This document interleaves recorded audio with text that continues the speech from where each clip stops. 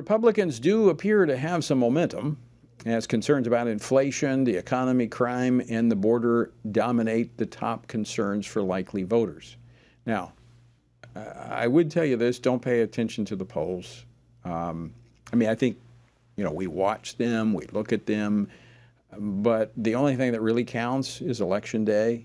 So you got to make sure that you vote. Now, one thing I do look at that is very helpful in terms of kind of gauging what you think might happen is what's called voter intensity. That's really more important than who's somebody saying, I'm going to vote for candidate A or I'm going to vote for candidate B. What they look at is the intensity. How enthused is a particular segment of the population? Are they going to vote, let's say, I'm just using this for example, let's say those voting for Republican candidates, do they have more enthusiasm for their candidates, or do those voting for Democrats have more enthusiasm? And that often is a very strong predictor of who's going to show up and vote at the polls. All right. So I'm going to bring in the Vice President of FRC Action, Brent Keilen, who's been doing a lot of digging. He's got his ear to the rail, listening and watching, and out there involved in a number of different races. And he's going to kind of give us the latest on what's happening across America. Brent, welcome back to Washington Watch. Thanks a lot, Tony. Good to be with you again. So let's start with how the momentum has changed over the past month. And I remember telling people were really concerned because the polling, the talking heads were saying, oh, the Republicans have lost it after the Dobbs decision. All the momentum was from the Democrats. They said, look, polls are a snapshot of today. We were still at that point almost 2 months away from the election, and anything can change. And in fact, it has changed. What can you tell us about that? Tony, there have been some really interesting shifts, really interesting trends to see. And it's also interesting to watch just kind of when do voters actually typically start really paying attention. That's an important factor for how accurate the polls are as well. And typically, people aren't really super engaged with this stuff until beginning of September. And then the closer you get to Election Day, the more people are really engaging, really digging down deep to decide who they're going to support, who are these candidates, things like that. But as you mentioned, one of the big trends we have seen over the last few weeks is this big shift towards the GOP in a lot of this polling. One of the big indicators as we measure that is the generic ballot.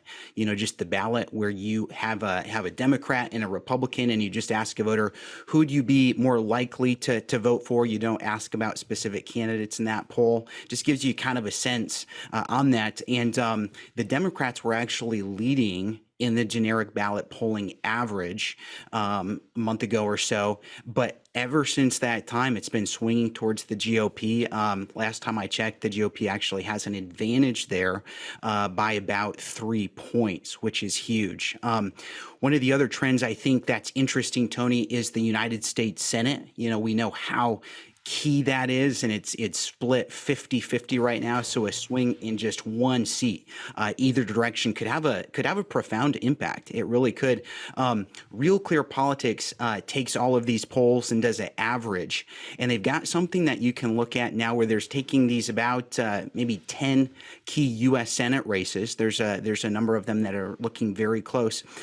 But they look at the polling, but they also add in, how off was the polling the last couple of election cycles in those same states.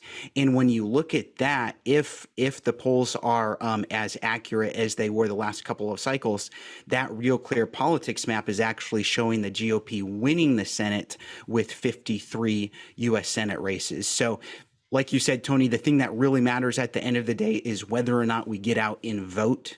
These polls are really just speculation at this point. But right. If that were to happen in the Senate, that would be a very, very good night for the GOP.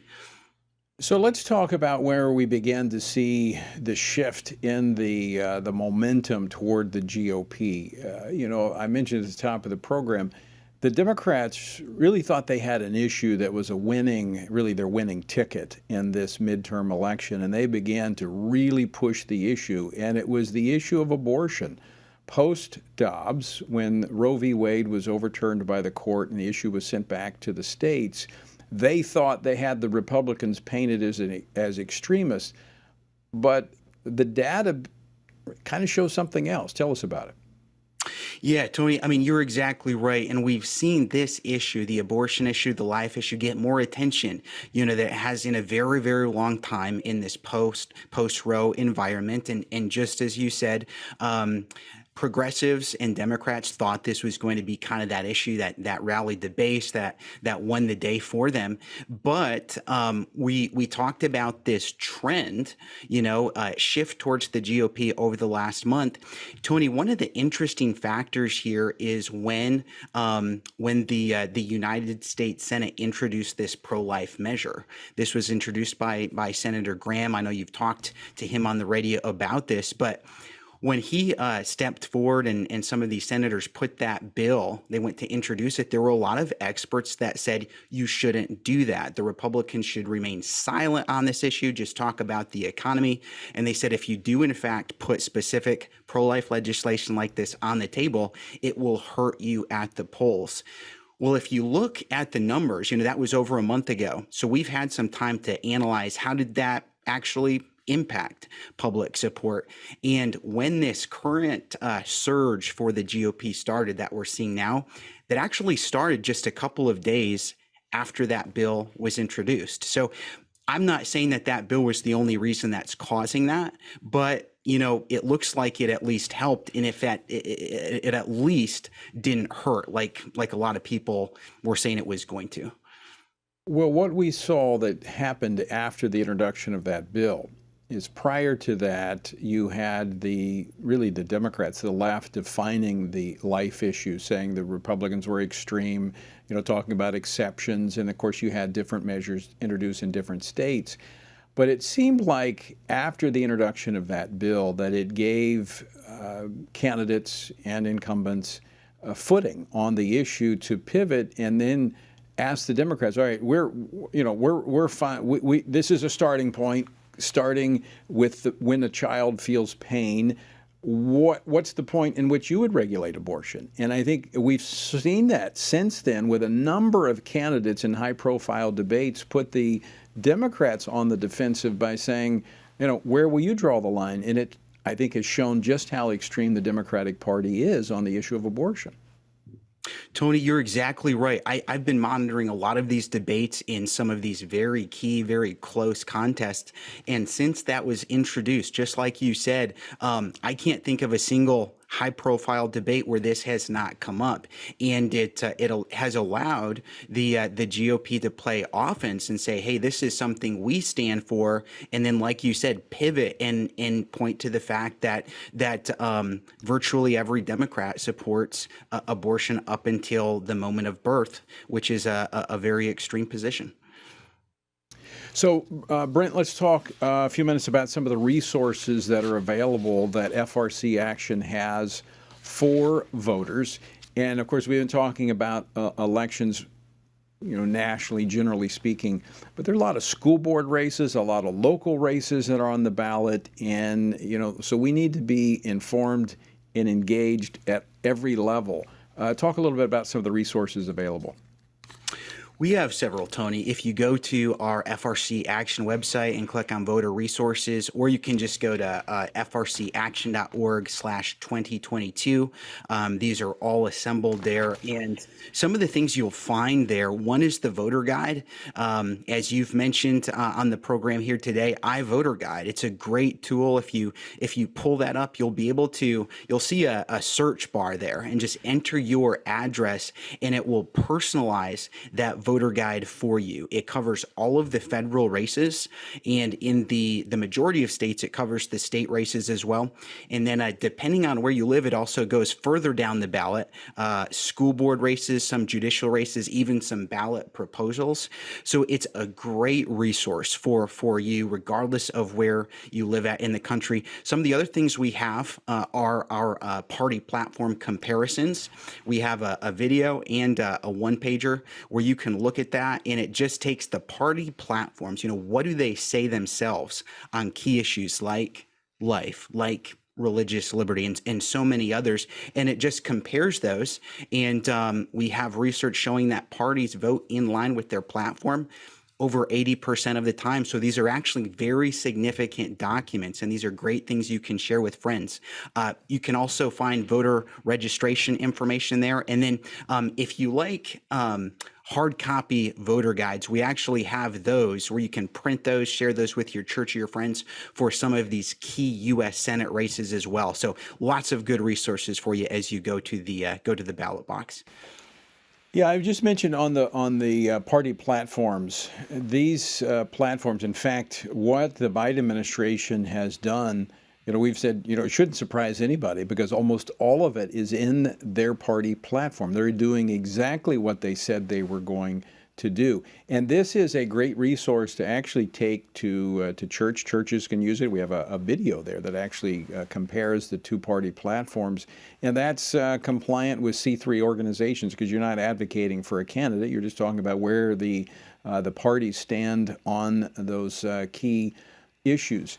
Now, you mentioned ballot proposals. We've got 5 states that are dealing with the issue of abortion from one side or the other. In fact, we've got California. We've talked about the measure in California that's up that would essentially put abortion into the party platform.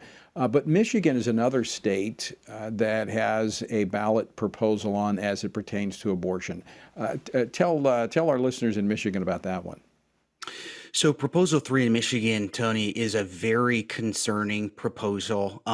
It's being promoted as just protecting women and their right to choose because Roe got overturned.